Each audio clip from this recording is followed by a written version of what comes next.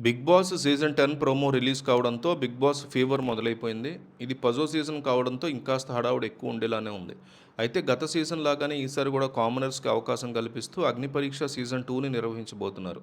Commoners versus సెలబ్రిటీలు అంటూ గత 9దో సీజన్ యమ రంజుగా సాగగా కామనర్స్ నుంచి కళ్యాణ్ పడాల విజేతగా నిలిచారు. దీంతో ఈసారి అగ్ని పరీక్ష కోసం వేలాది మంది కామనర్స్ కళ్ళు కాయలు కాచేలా ఎదురు చూస్తున్నారు.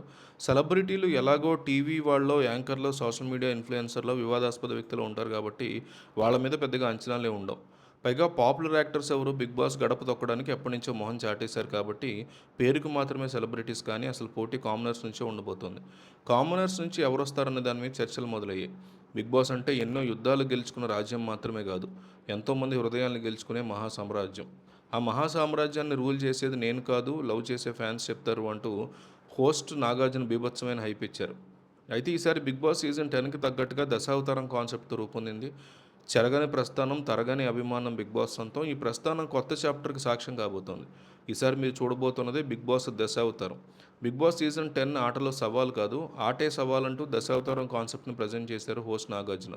అయితే దశావతారం కాన్సెప్ట్ ఎలా ఉండబోతుంది? అసలు బిగ్ బాస్ అగ్ని పరీక్షకి వెళ్ళాలనుకున్న వాళ్ళు ఎలా అప్లై చేయాలి?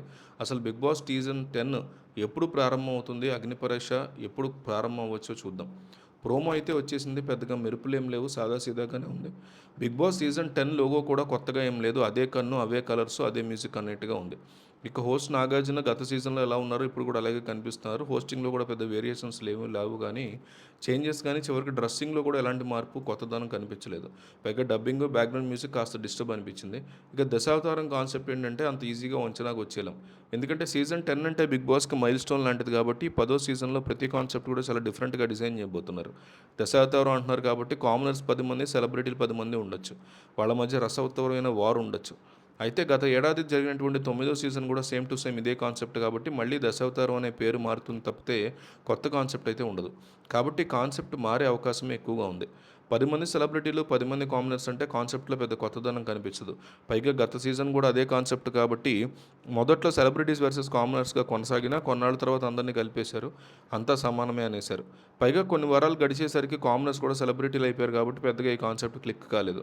కానీ 10వ సీజన్‌లో దశావతారం కాన్సెప్ట్‌లో భాగంగా 10 మంది సెలబ్రిటీలు, 10 మంది కామనర్స్ కాకుండా ఒక కామనరు, ఒక సెలబ్రిటీ ఇలా ఇద్దరిని మొత్తం 10 జంటలకి హౌస్‌లో పంపిస్తే ఆట మరింత రసవత్తరంగా మారే అవకాశం కనిపిస్తుంది.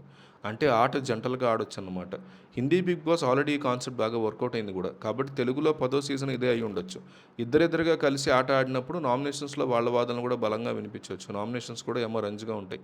బిగ్ బాస్‌కి కావాల్సినంత కంటెంట్ వస్తుంది. వైల్డ్ కార్డ్ ఎంట్రీలు కూడా జంటలుగానే వస్తే ఆట నెక్స్ట్ లెవెల్‌కి వెళ్తుంది అనడంలో సందేహం లేదు. అయితే ఈ జంటలు ఆడ, మగ కావచ్చు, లేదంటే ఇద్దరు ఆడవాళ్ళు, ఇద్దరు మగాళ్ళే కావచ్చు. కాబట్టి ఈ కాన్సెప్ట్‌తో తెలుగులో వర్కౌట్ అయ్యే అవకాశం ఉంది.